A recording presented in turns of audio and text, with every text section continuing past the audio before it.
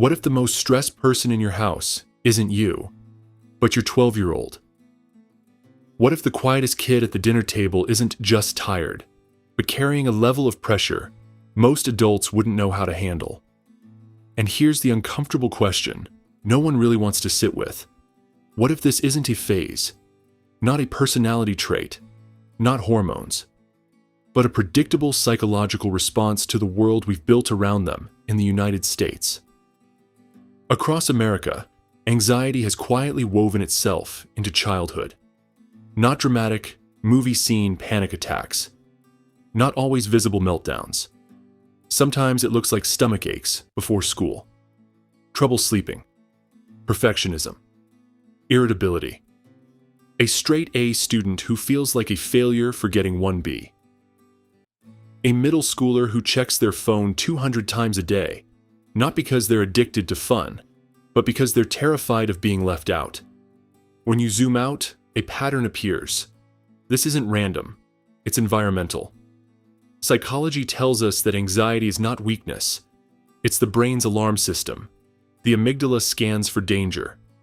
When it detects threat, it activates fight, flight, or freeze. That system evolved to protect us from predators. But today's American child isn't running from wild animals. They're navigating social comparison, academic competition, digital exposure, and economic uncertainty, all before their prefrontal cortex, the part of the brain responsible for rational regulation, is fully developed. Emotion first, logic later. That imbalance matters. Start with a comparison culture. Previous generations compared themselves to classmates or neighborhood friends. Today's kids compare themselves to the entire internet. Platforms like TikTok and Instagram have created an always-on highlight reel. Perfect bodies, perfect vacations, perfect grades, perfect skin, perfect lives. A developing brain is not wired to process that volume of curated superiority. Social comparison theory shows that when we repeatedly compare upward, meaning to people who appear better, self-worth declines. For a child whose identity is still forming, that decline feels existential. It's not, "I'm not as good at math." It becomes, "I'm not enough." Now, layer in academic pressure.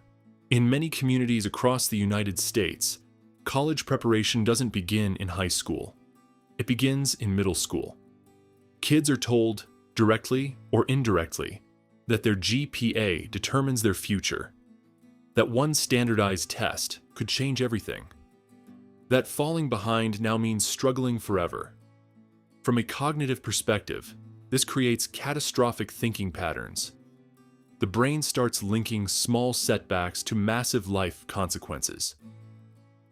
A bad grade isn't just a bad grade, it's "I'll never get into a good college," which turns into "I'll never get a good job," which turns into "my life will be unstable." Anxiety thrives on these mental leaps. At the same time, childhood has become increasingly structured. Sports leagues, advanced classes, music lessons, volunteer hours, resume building before a resume is even necessary. Free play, unstructured, imaginative, boredom-driven time has shrunk. Developmental psychology consistently shows that unstructured play builds emotional regulation, problem-solving skills, and resilience. When every hour is scheduled and evaluated, children internalize a performance identity. They begin to believe they are valuable because of what they achieve, not because of who they are. When achievement becomes identity, rest feels unsafe. Slowing down feels like falling behind. Then there's the emotional climate at home. Children are perceptive. They notice tension about bills. They overhear conversations about layoffs, inflation, mortgage rates, student debt. Even if parents try to shield them, kids absorb tone, posture, facial expressions. This is called emotional contagion, the unconscious transmission of stress from one nervous system to another. When adults operate in chronic stress, children's nervous systems mirror that state. The result is a baseline level of hypervigilance. Not panic, just constant alertness. Always scanning.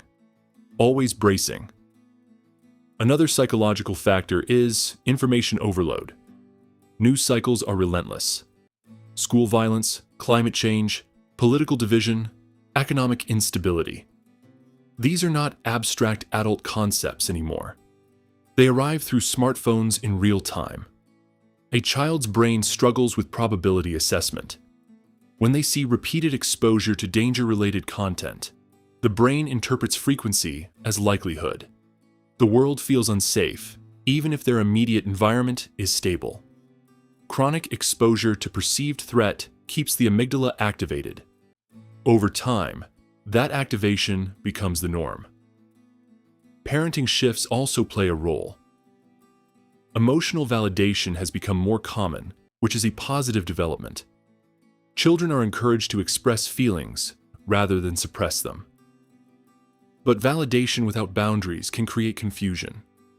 If discomfort is constantly removed instead of tolerated, children may not develop distress tolerance, the ability to sit with hard feelings without collapsing.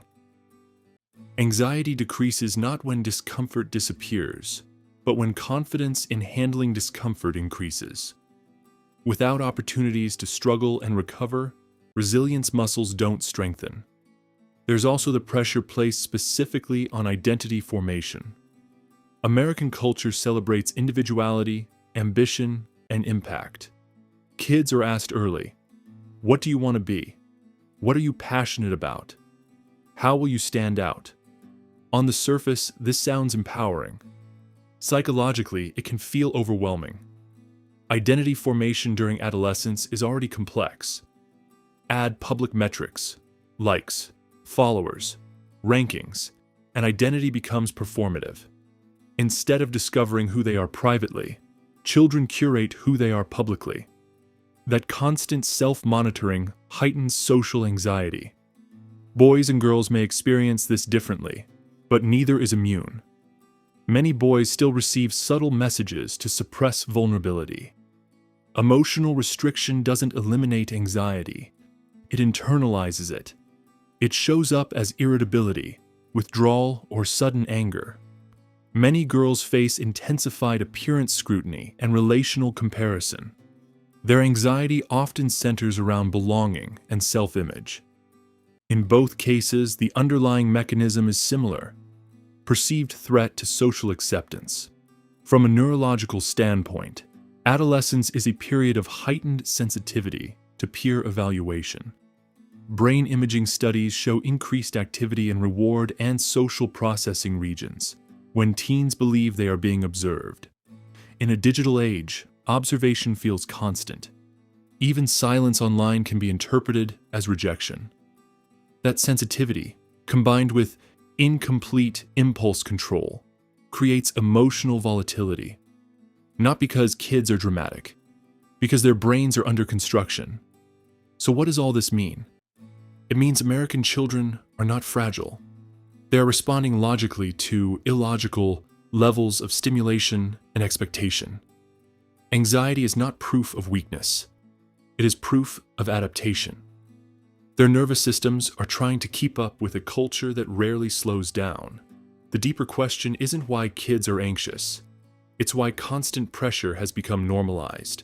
Why busyness is equated with worth.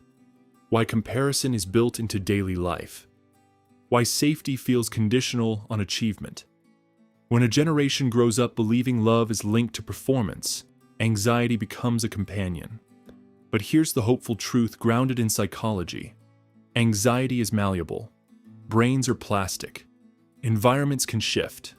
Protective factors matter. Secure attachment, consistent boundaries, digital limits, unstructured play, open conversations about failure.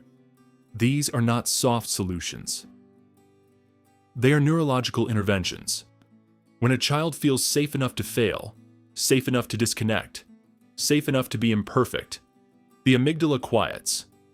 The prefrontal cortex strengthens. Regulation improves. The goal isn't to eliminate stress. Some stress builds growth.